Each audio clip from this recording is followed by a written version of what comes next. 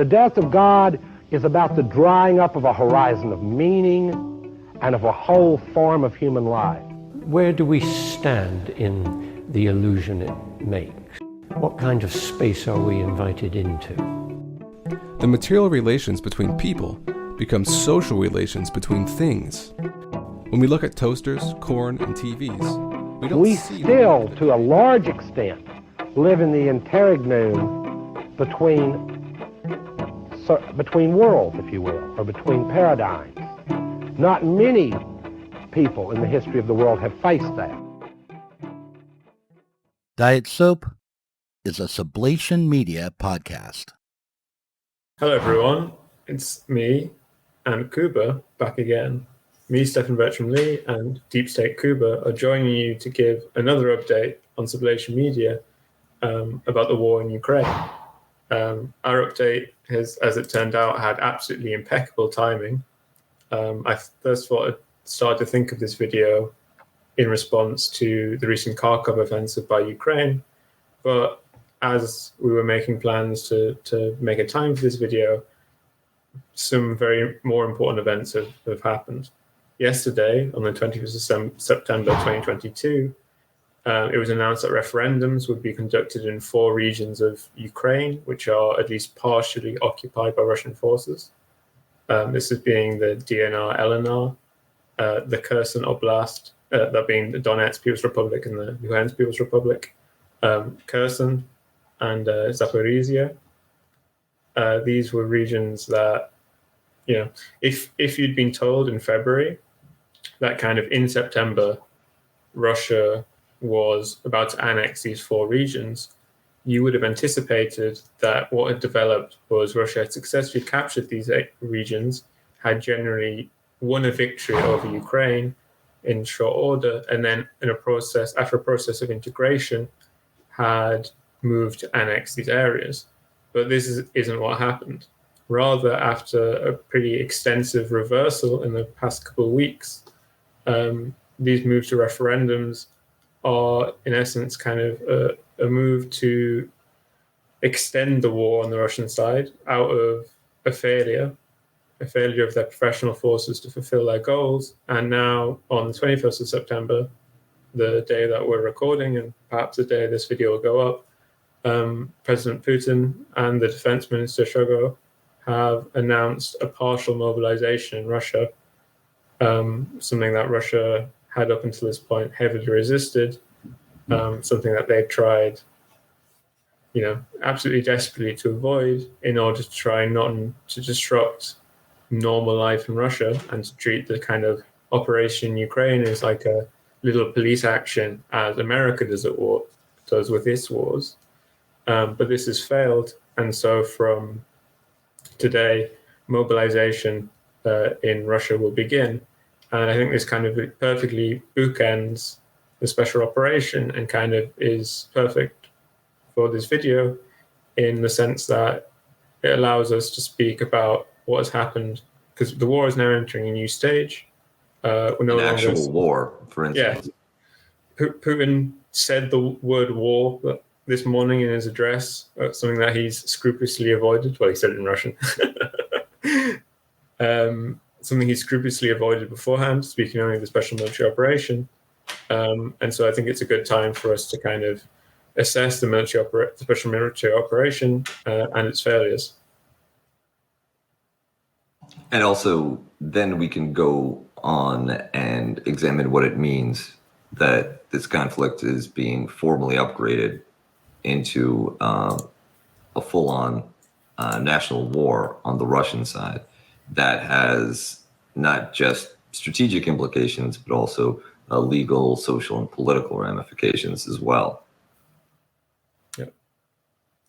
So the approximate cause of the events in the past few days has been the withdrawal, the second major Russian withdrawal. In early April, there was a major Russian withdrawal from the north of the country, where they seemingly readjusted from trying to occupy all of Ukraine to trying occupying kind of the east on the other side of the Dnieper. But then last week, well, actually a couple of weeks now, I guess, in Kharkov Oblast, Ukrainian mechanized forces punched a hole through the Russian defense lines, which were manned only by Russian National Guard and mobilized Ukrainian nationals from the Donetsk and Luhansk People's Republic. And unlike in other kind of battles in this war, didn't stop. They kind of just kept driving, and then they found that basically these Russian defense lines basically didn't exist. And this punched a big enough hole in the Russian lines that they were forced basically to withdraw from nearly all of Kharkov Oblast, which before they controlled a significant part of, which not only put pressure on them there, but has put pressure on themselves in northern Donetsk, which is a place that was kind of absolutely essential to the special military operation being a success. And this has kind of panicked Russia so much that they're moving to change this from a special military operation into a war. I'd only point out that this escalation towards full mobilization and the recognition that the conflict has become a major national war for Russia, not one of these Syria or American-style Iraq or Libyan overseas interventions where the civilian population doesn't really observe the damage or the losses, and you have civilian life continue on as usual, which, the greatest example is, of course, the 2003 Iraq War, when the president, commander-in-chief of American forces, just advised civilians to go out shopping if they wanted to support the war effort. I think Russian state has said similar things since February. Yeah, exactly. But it turns out that wasn't getting the job done. So I guess we blame you, Martha Ivanovna. You did not purchase enough domestically made textiles. Not enough potatoes. Yeah, exactly. If you had just stayed in the farmer's market a little longer, you could have bought some forest harvested mushrooms and it would have made quota. But no, instead, we have to do a partial mobilization, and this has turned into a war. So thanks a lot, Russian consumer. Thanks a lot. Yeah, and I think kind of a couple of months ago, a Russia optimist, or someone who was just kind of optimistic for the war ending, might have thought that Russia would be able to secure the last major urban area in Donetsk, which is Slovansk, which is also a place of great kind of psychological significance because it was the home of the pro-Russian rebellion in 2014. And then over winter, that the kind of Russia would secure these areas, and then over winter would be able to pressure Europe and Ukraine into peace. But instead, what's happening is now that kind of Russia will be the ones that are anxiously waiting for the winter weather to begin, rather than kind of trying to anxiously push this back. To remind what kind of the explicit objectives of the Russian operation were when it began, they were denazification, which is something, was, if we take it the most explicit way, was the elimination of the fascist military units in the Ukrainian military structure. Obviously, the Russian military successfully destroyed the Azov battalion in Mariupol, the Azov battalion, but subsequently of that, Azov many more 2.0, let's call it. Yeah, many more Azov battalions have been founded, and these are under the direct control of the founder of the Azov movement, who is a real fucking neo-Nazi, while the at least partially depoliticized leadership of the Azov battalion, the military leadership, are in Russian prisons or dead. And there's also been a large expanse of right sector fascist military units. So this is an objective which obviously to this point has failed. Demilitarization was the other objective in terms of kind of destroying Ukrainian military forces. This again has obviously failed. Ukraine is much more heavily armed than it was 6 months ago. And the final objective was the securing of the Donetsk People's Republic, the Luhansk People's Republic. The latter seemed like it was basically achieved, while the securing of the Donetsk People's Republic required taking this kind of one last city and then pushing the Ukrainians out of their defense lines around Donetsk city. But progress since 1st of August in Donetsk has basically been zero. And then a few days ago, the Ukrainians managed to take one village in Luhansk. So now Russia doesn't have total control of any of these oblasts. Neither the ones in Donbass nor the southern oblasts where annexation referenda are being held, Kherson and Zaporizhia. I spent yesterday studying how to pronounce that region and then didn't really still get it.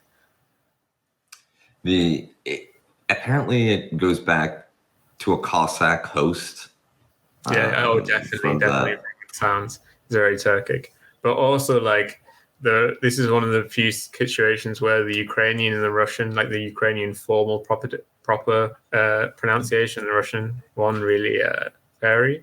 And the Ukrainian, like, official one, which is the one which is on Wikipedia, is brutal. But regardless, yeah, you're right. Zaporizhia, the Russians control about 75% of Zaporizhia, but only probably less than half the population because they don't control the city, which gives the province its name. And in Kherson Oblast, they do control nearly all of it, but it's been under heavy Ukrainian assault. And then you would assume that even if they were trying their best, it would be very hard for them to hold a kind of legitimate referendum there, because presumably the place will constantly be under Ukrainian shelling. So I think rather than kind of arguing for why the special operation failed, I think that's generally kind of our starting point. And so if you don't have any more comments on this, we can start kind of from February 24th and talk about how the war was kind of like doomed from the start, basically. Well, on that note, I came across a very interesting piece on a blog called Policy Tensor, which it covers a lot of financial matters. The author is a weird polymath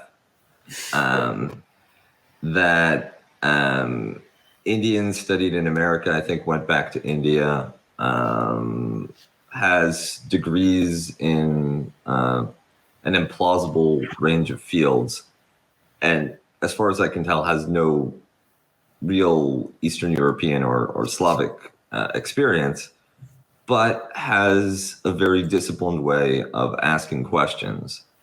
And one place to start in recounting this, the fateful adventure of the Russian special military operation, is to ask why it happened when it happened. Mm-hmm. Now, there's a lot of moral consequences that are drawn out from the fact that this conflict is a Russian war of choice. The first official move to create interstate conflict outside of these contained frozen fronts in the Ukrainian civil war in Donetsk was Russian moves across an international frontier, quite dramatically armored thrust towards Kiev, as well as operations across the country. And that's led many observers to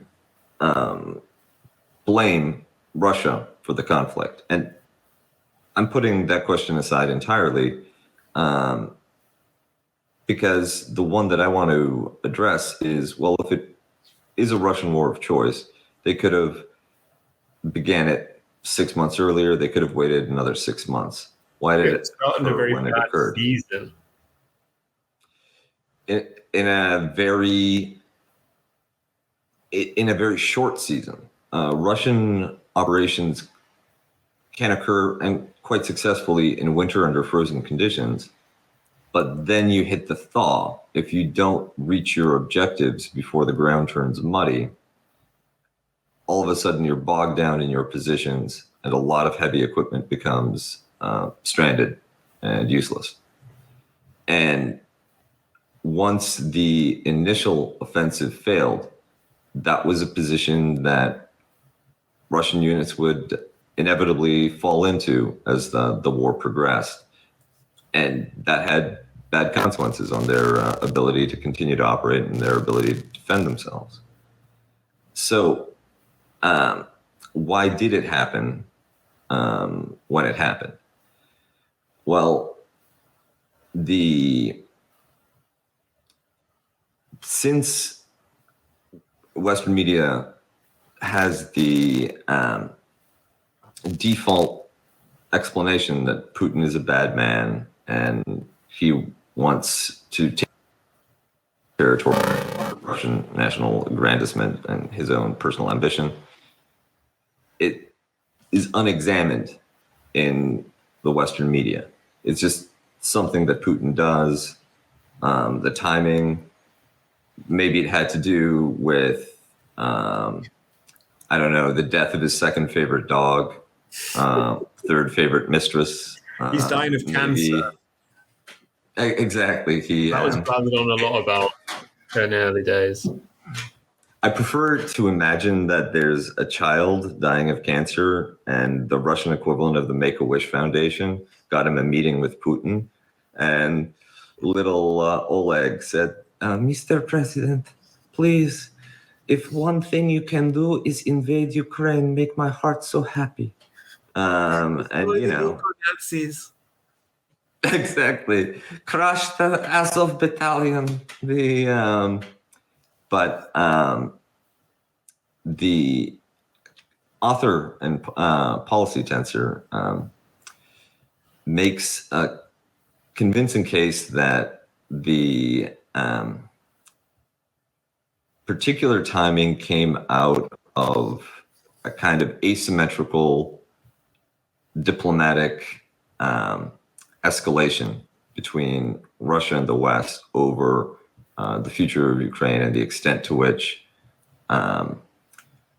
Ukraine would be absorbed into Western military and security networks. Yeah. Now, we've made the case before, other people have made the case before, that the expansion of NATO especially, but bilateral agreements as well, and other forms of Western security assistance and coordination, anti-Russian coordination, specifically designed to isolate and limit and threaten Russian territory, that had a triggering effect on Putin in terms of hardening opposition to any kind of pro-Western, anti-Russian local government in the near abroad, and that the intensity of that opposition mounted as NATO and Western alliances crept closer and closer towards the post-Soviet borders of Russia. Now, that's the big picture, but smaller picture, if we just look at the period of time between 2016 and now, on the American side, attitudes towards Russia hardened considerably after the 2016 election. Putin and Obama had talked about a reset. and there was a possibility of some kind of understanding being reached by the great powers until the Maidan uprising, which for the Russian side represented the crossing of a significant red line. But even after Maidan and the Russian annexation of Crimea, Donetsk, Lugansk, the push to war wasn't continuous. On the American side, the Trump presidency de-emphasized brinksmanship with Russia. However, outside of the Republican administration and elements of the American right, the perception that Russia played a pivotal role in the 2016 election results through deliberate, calibrated meddling in American democratic politics hardened attitudes inside the security apparatus and inside the Democratic Party against Putin's government and against Russia. There's also the open question of the extent to which the Biden family personally was implicated in Ukrainian political economy, either through the politicization of Ukraine during the Trump period, where it became a symbolic football to be fought over by the Democrats and the Republicans, but also whatever connections that Hunter Biden might have had with Burisma and other elements of the extraordinarily corrupt and opaque Ukrainian economic elite. Now, what you'd expect to see would be moves after the Biden election in anticipation of a worsening relationship with between the two powers and greater American engagement in Ukraine against Russian proxies, against Russian economic interests, intensification of sanctions, other moves. And that's essentially what happened. That the period following the inauguration of Joe Biden, although things didn't proceed entirely evenly, the overall momentum was towards stricter and stricter controls on Russian engagement with the international economy and on moves towards the destabilization of Putin's government itself. Now, the one issue that is rarely discussed is that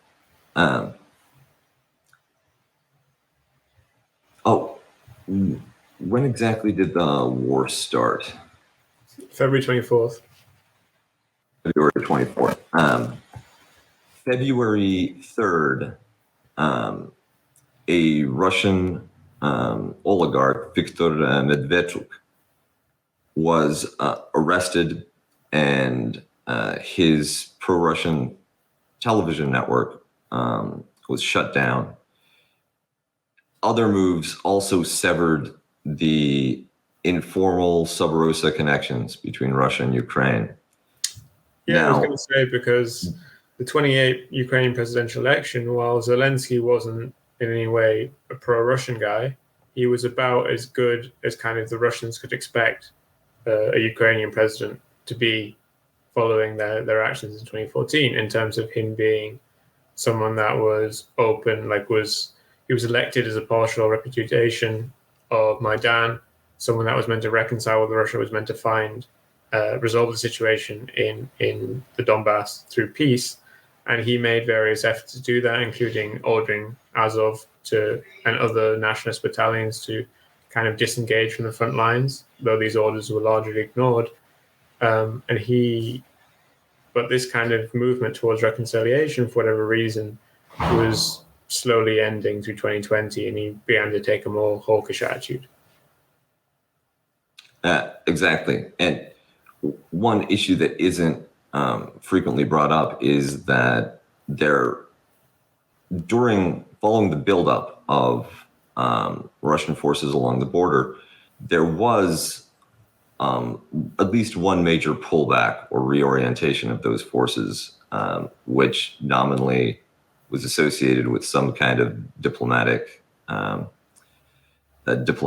talks occurring kind of off camera. And the Russia issued a very clear set of demands, maximalist demands, but very clearly articulated, very visible, falsifiable.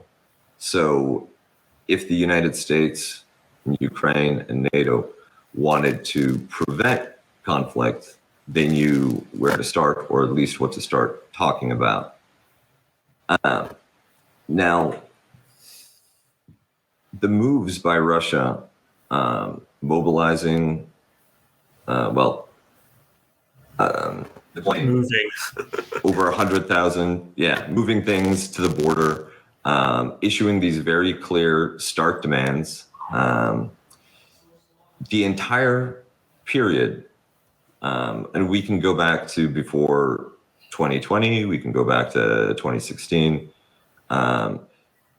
Russian intervention in Syria, likewise, all of these moves were meant to send a very clear signal that Russia was being serious in defending its security interests, and that it had legitimate claims which could not be dismissed. The American attitude has been to not take those claims or demands seriously. Now, that is puzzling, and we could go into why that happened, but I think that the proximate outbreak occurs precisely because there's a misreading of Russian moves as being purely symbolic, mainly for internal consumption, not this existential World War II nonsense that seems hopelessly outdated in Washington and Brussels. But there was no way for Russia to signal that it was being serious other than what it was doing. So once the decision is made not to treat the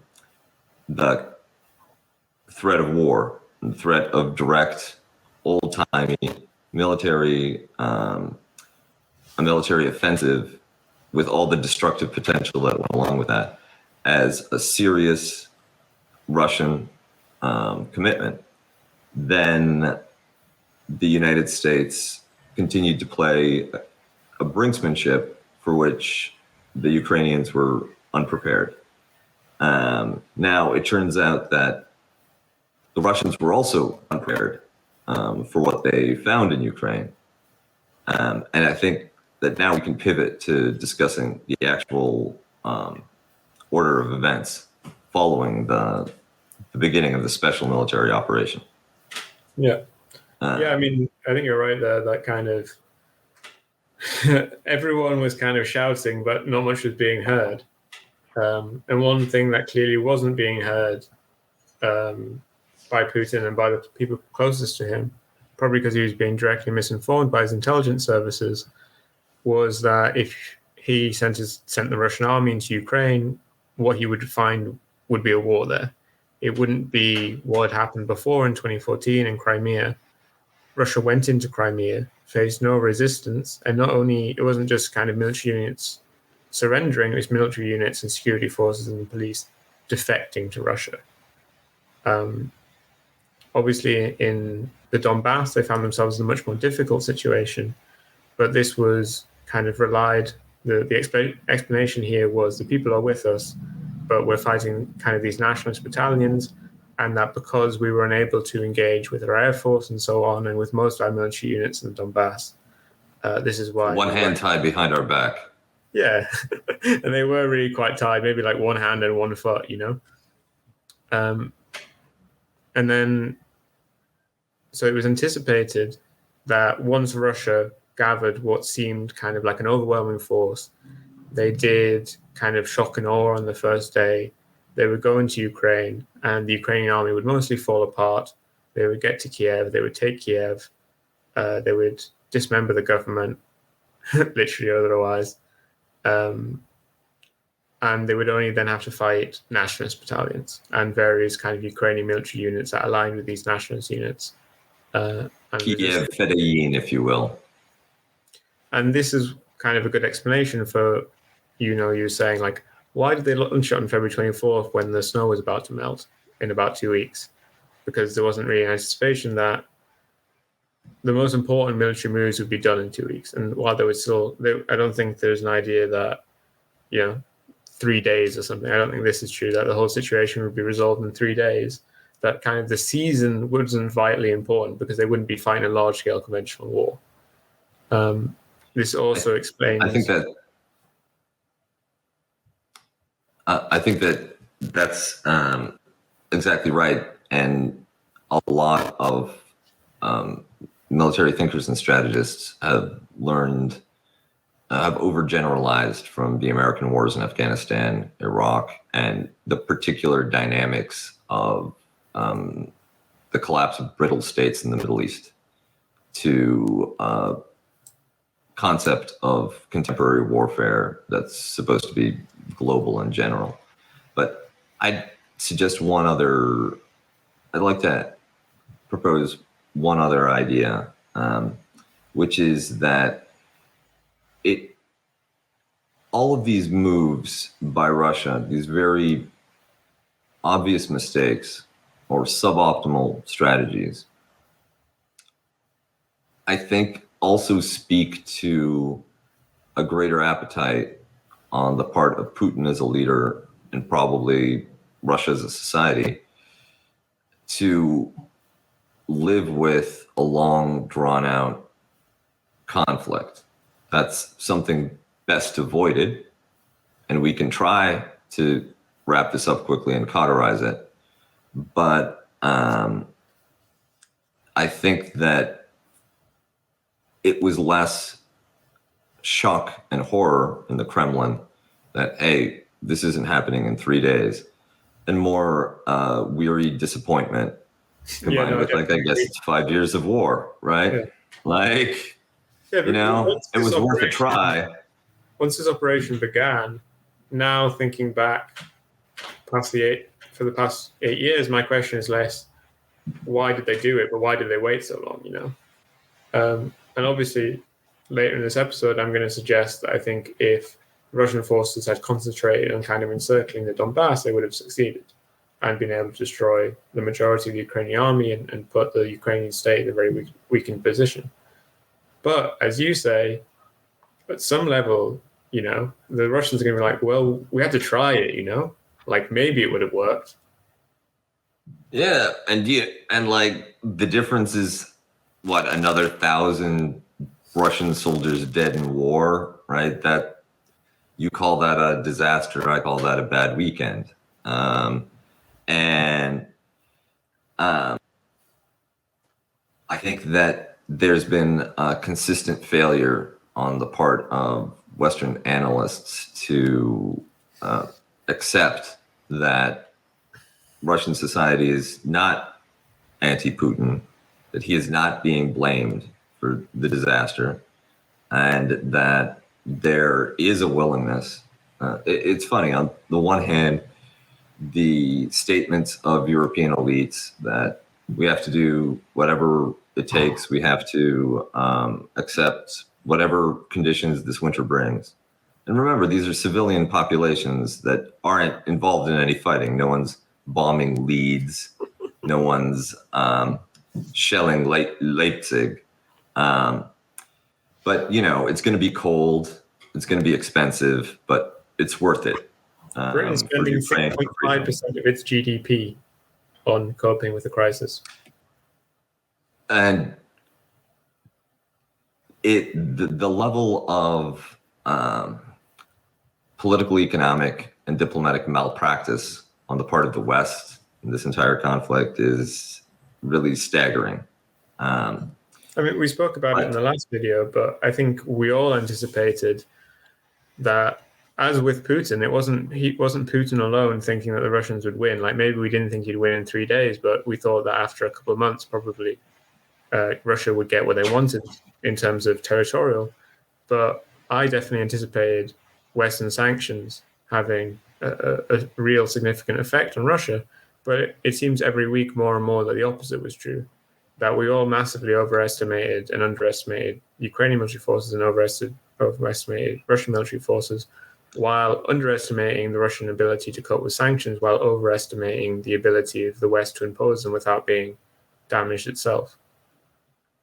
Precisely. And I don't think that we were alone in that estimation. I think that's that was and that continues to be the faith and hope of the military diplomatic class, military diplomatic leadership on both sides of the Atlantic, that somehow these sanctions are going to work, and somehow the advantageous financial position of Western economies in the global system must translate into both authority and a stronger real position than a basket case like Russia, which has an economy smaller than that of South Korea, for instance. And as someone who grew up in the 90s and went to college in the 2000s, the economist explanation of the world was completely hegemonic, and it treated GDP figures like Premier League standings. That's what you have over there, isn't it? A Premier League. I was thinking points in a video game, like some kind of universal even objective so, not just a universal objective, but also as a marker of status and position. Somehow objective, right? That if you're a 200,000 per year GDP per capita country, then that means you're 5 times as powerful as a 40,000 per year per capita GDP country. And in what we're seeing with Russia is that the very globalization, which was supposed to shore up that dominant position for advanced Western economies, actually has created vulnerability and an opportunity for states like Russia that have economies much more balanced towards the production of commodities and basic industrial goods that then serve as inputs for their trading partners, upstream inputs, that those goods are actually much more valuable than the prices would suggest. And Russia has a very resilient export capacity in those crucial sectors. And it's not just Russian patriots. Some Russian patriots are getting quite frustrated that they're still selling processed aluminium to the United States, which is then processed into war arms, which are then exported to Ukraine. But shows that Russia hasn't really been broken out of this world economic system. It hasn't broken out of this world economic system. They're putting aside sales directly to the U.S. or the West. As long as Russian oil is getting out on the world market, whether it's China or India, they're still connected to international trading networks. Ironically, without the price moves for oil and gas, which are largely the result of unmet Western demand, unmet European demand, Russia might be in a much more powerless economic position. But it turns out that the sort of semi-globalized nature of its economy and its position near the bottom of the hierarchy as a commodity producer and exporter is much more resilient than some of the upstream economies, which depend on global markets shaped by commodity exporters in order to feed everything that sits on top, including a consumer economy and including their own industrial and technological production. Yeah, don't be dependent on a commodity producer you haven't successfully imperialized. Yeah, or don't provoke security crises that could boil over into a freezing of international markets. One of the most disappointing side effects of this conflict for me is the NATO membership application from Finland and Sweden. Which is still being small. I know. The dark horse hero out of all of this may be Erdogan. And I say that because I like small, neutral countries. They tend to have humane politics. They tend to have healthy skepticism towards militarization, lower levels of military spending, and they can serve as vital diplomatic bridges in periods of great power animosity. And the extinction of the small European country, especially a Russian-facing small neutral European country, out of the Eurasian security and diplomatic system is a movement towards a more brittle and confrontational system of power blocks. So maybe Erdogan will hardline this long enough for the Ukraine war to get settled, and then Finland and Sweden give up on it. Go back to being Finland, instead of turning into Estonia too. But yeah, I think it's important to also emphasize kind of the political decisions that Russia made, which led to its military forces not being maximized. It's, this is one thing that kind of Western commentators wouldn't like to talk about, but the Russian air campaign in the first days of the war, like their shock and awe was kind of them just flying planes around. They probably hit some targets, but I can't remember a single one. In the first days of the war, in the first month of the war at least, Russia didn't even target Ukrainian military bases and barracks because they wanted to kind of avoid mass death to the Ukrainian military. They didn't hit transport hubs for months, and they literally only started targeting electrical infrastructure after the embarrassment in Kharkov. All these places would have been targeted in a NATO air campaign, and the decision not to do this was obviously not based on it wasn't a gesture of goodwill, as the Russians said about Snake Island, but these places were not hit because Russia thought it was just changing the government of Ukraine. And obviously, if you're changing the government of Ukraine to one that's in favor of you, you don't want to blow up all their bridges and railway tracks and military bases and so on, because they're going to be aligned with you. And so Russia started this. You want to keep that stuff for after the war. Yeah, I mean, especially because it's all built by the Soviets. Like, neither side is building anything new. They really need to keep all the shit they've still got. So Russia attempted in the first days of the war, like a police action. They sent these massive armored columns in the north towards Kiev, where they all got stuck in the fucking mud. But in the south, like to take Kharkov on day 3 or 4, they sent 50 Spencev guys in like light armored vehicles into Kharkov, who got killed because they weren't engaged in a police action even if they thought they were engaged in a military conflict with another nation state, and the security forces of those nation states shot them all.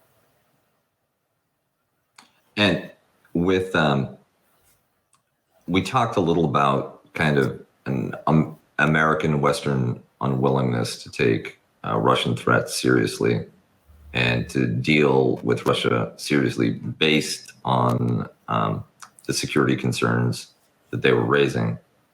I think that the inverse is that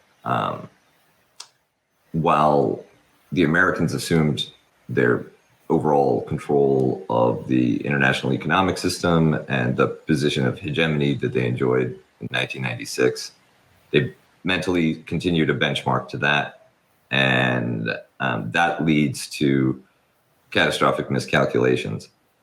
But the pattern is that you have a period of success. You have ideas that seem to be working, and you stick with them long after the conditions that allowed them to succeed could be maintained.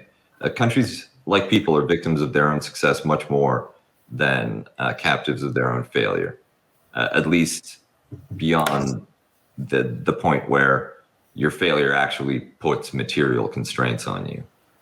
And I think the Russian success was the development of these concepts of hybrid warfare, of information campaigns, of using those techniques and piggybacking off of media to amplify your propaganda, that these approaches put into doctrine by Russian strategic thinkers were much more effective than they actually are. That you might get a Trump election in the United States with all of your posting. You might be able to, for instance, in 2014, use disinformation and special forces to seize Crimea in a moment of Ukrainian state failure. But that's not going to translate into every conceivable scenario. And I think that that Russian propaganda was much more effective on the Russian forces involved in the early days of the fighting than on the Ukrainian ones, or on Ukrainian civilians, or on right. I mean, the joke is that everyone in the battlefield knew that the Russian army was going to invade Ukraine, apart from the Russian army. Exactly. And the Russian army in that first wave, operationally on the ground, and this is also another consequence of top-heavy centralized command system, which is like the U.S. Army, but not like the Marine Corps or the expeditionary forces that Americans use, where field officers have extensive autonomy on how to meet objectives and are able to improvise and change, adapt to conditions without coordinating with upper leadership. In this kind of large, old-fashioned offensive, especially Russia doesn't permit that kind of adaptation and improvisation by low-level officers, which means that if conditions are different than the ones you expected, which they will be because you've been lied to through all the briefings, you don't even know why you're there. You don't have the authority or the training or the resources to adapt to address those changing conditions. And as a result, you had a lot of paralysis and stasis in what was supposed to be a very mobile and agile Russian thrust towards Kiev. It felt, too, with the deployment of paratroopers and the intense fighting around the airfield in around Kiev.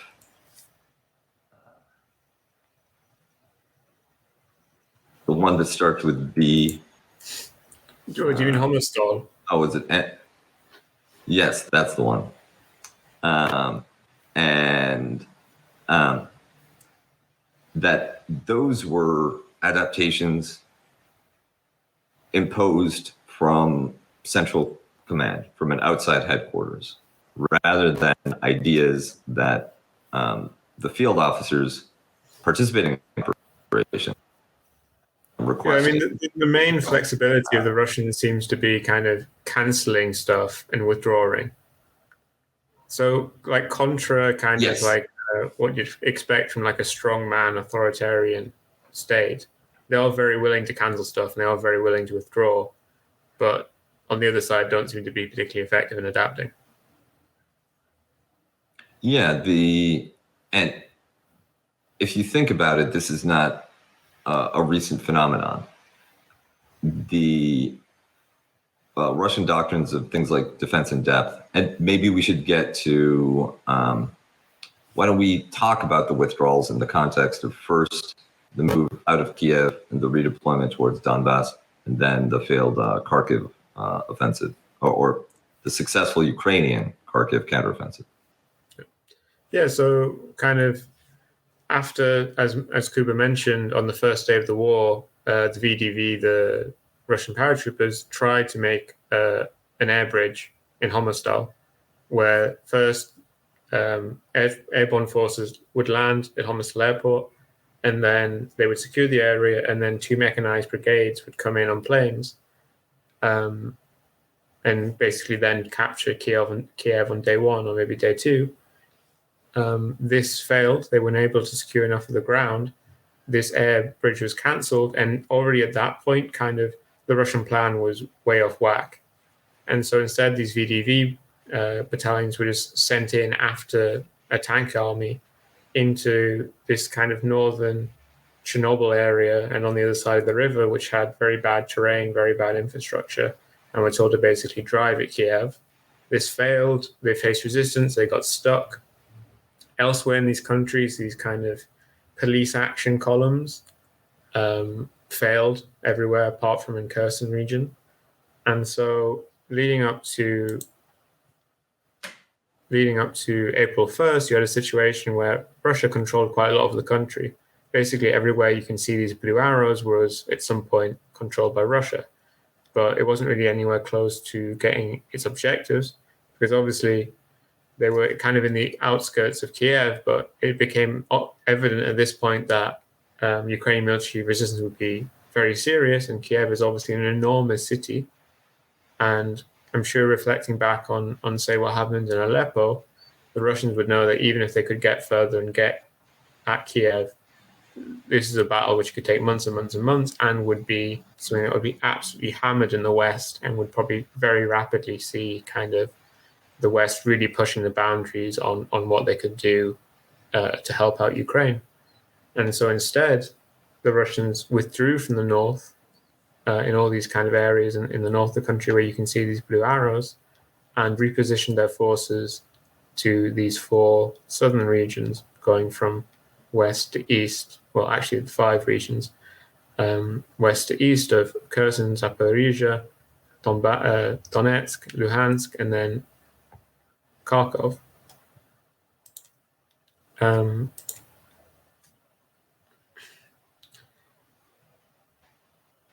It's good that we're not live, because I was like, I didn't quite have anything to do there, so instead of forcing myself to say something, I just stopped.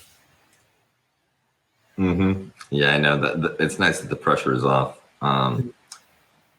And I feel like we need to go back and say pronounce every place name correctly. Like I can't be being like, oh, the airport, whatever, what the fuck, the one behind the luxury terminal, right? Like when I flew in that one time to see they had a Burger King, Shark, right? Like yeah, the one with the Burger King. Did they ever take the Burger King? But yeah, the police action columns, and this reminded me of the Thunder Run and the Thunder Run mythos in the United States, that you have a single heavily armed armor column just punching up the highway from Kuwait all the way to Baghdad, meeting little resistance, cauterizing any area where there is fighting fierce enough to matter, but just continuing north, arriving and revealing the hollowness of the state, that no one is But obviously, there the to difference stop them. was this column in Iraq had like 500 planes on its side, whilst seemingly there was about 1 or 2 in the air on the Russian side at any single time. Yes, I think that there's the difference in the use of air power. There's also the fact that in Iraq, if there's a blockage on the highway, just go on the desert, right? It's the terrain is very favorable. Finally, the Iraqi population, like the Ukrainian population, had a prior run-in with this enemy, but the nature of that prior run-in was quite different, and the lessons drawn from it were likewise very different. The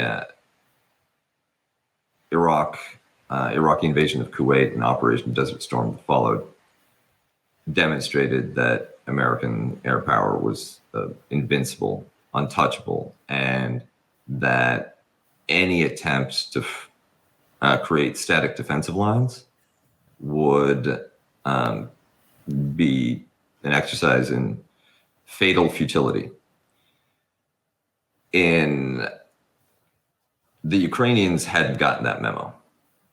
The Iraqis had absorbed that message. And what we know now is that the move to insurgent-style warfare was part of the 2003 plan for resistance in Iraq,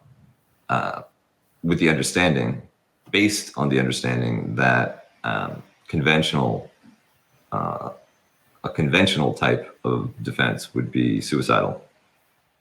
And obviously, this is also the American kind of strategy for Ukraine. You can see from the weapons they've supplied in the first weeks of the war, they were supplying man-portable kind of anti-tank missiles. They also anticipated the same thing happening. I think the only people that were kind of disagreed with the narrative were the Ukrainian army. Yes, the Ukrainians hadn't gotten the memo, right? They hadn't had experienced the same form of defeat in 2014 that the Iraqis experienced in Desert Storm. And the lesson that they drew wasn't conventional warfare is futile, but rather we're unprepared for conventional warfare. Let's get prepared. And Putin's greatest mistake may have been waiting out the Trump period, hoping for a diplomatic resolution, rather than taking the opportunity to impose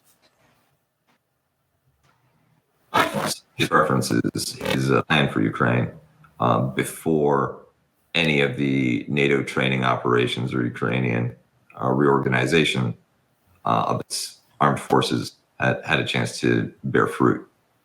Instead, it turns out that despite Burisma, despite Ukraine Gate, despite all of the visible friction and inefficiency in terms of the American diplomatic effort in Ukraine and American internal politics around Ukraine-Russia strategy,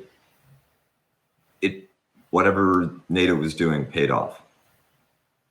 And you had a more robust and capable conventional force, which meant that you didn't need to switch to an exclusively insurgent strategy. Although there were elements of insurgency that Ukrainian defenders were able to quite capably make use of. For instance, the man-portable weapons, together with these armored columns trying to pour in through very clearly visible, very well understood arteries to reach strategic points in Ukraine. One guy, man-portable weapon, you take out the lead tank, you take out the rear tank, and it's a problem. And that doesn't require retooling for total conventional war. You can do that with your more disposable, irregular military formations, like all the Nazis you've got. They'd be very happy to oblige. Or you could use special forces in order to maximize your chances of success. But that doesn't require the sort of large unit, heavy weapons training that they received.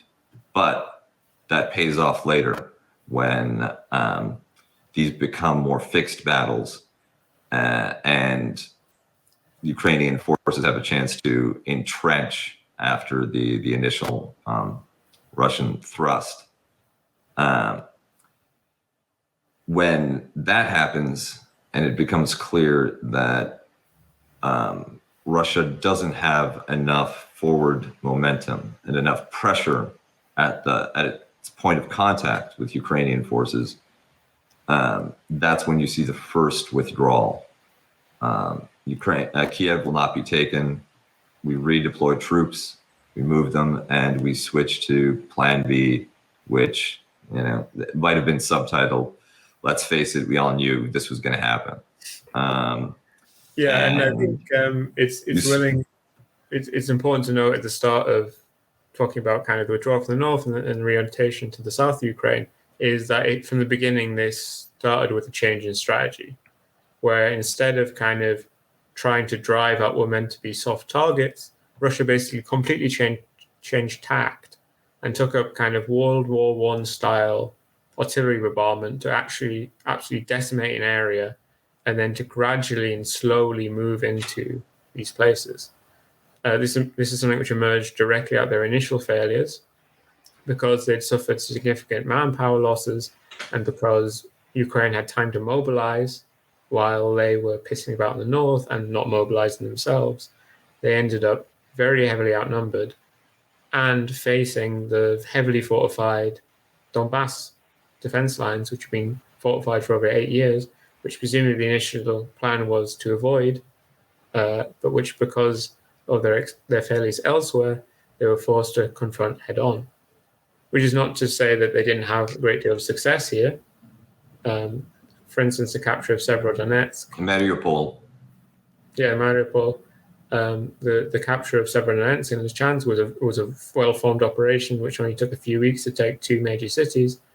But in how it succeeded, you can see why the strategy was never going to lead to a total victory, because this slow attack without total air superiority allowed Ukrainian mobile forces to fight hard in these places, but then withdraw without being destroyed.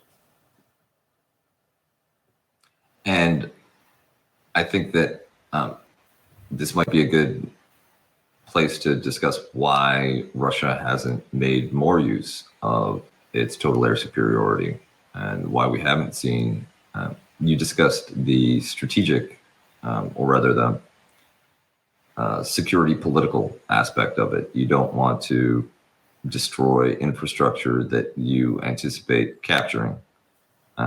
You also don't want to inflict severe civilian casualties on a population that you intend to govern. There's also an awareness, since Russian commentators, whether on RT, whether on Sputnik, whether in the Russian language domestic media, have been making the same quasi-anti-imperial attacks on American policy. namely, they destroy all the infrastructure, they kill civilians, look at how bad they are at doing this. There's a sensitivity to having that kind of narrative deployed against you. So for all of those political, economic reasons, you avoid the type of scorched earth, mass destruction, war fighting that Russia was happy to exploit in places like Syria and Chechnya. I think my current thesis is that the Russians and the Russian Air Force are genuinely afraid of a NATO response, and so are not willing to face I think that is absolutely correct. And what we've seen in so far, and what was just announced today, is a partial mobilization of regular Russian forces for war, and important legal technical redefinition of the conflict in Ukraine from a special military action to a war. For Americans, where war is never declared, it seems to always occur, that may seem like a trivial technicality, but when, especially with a country that has had the historical experience of Russia, war means universal sacrifice. War means stricter domestic discipline. War is a different phase and style of life. And that's an announcement that people you know are going to die.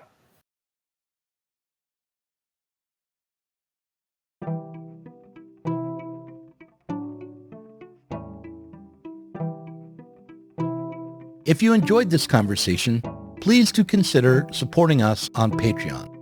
Our patrons help to make sure that Sublation Media can continue to provide interviews, videos, books, and articles that are critical of the left from the left. If you are tired of remaining stuck within bourgeois ideologies and politics, help us sublate them both.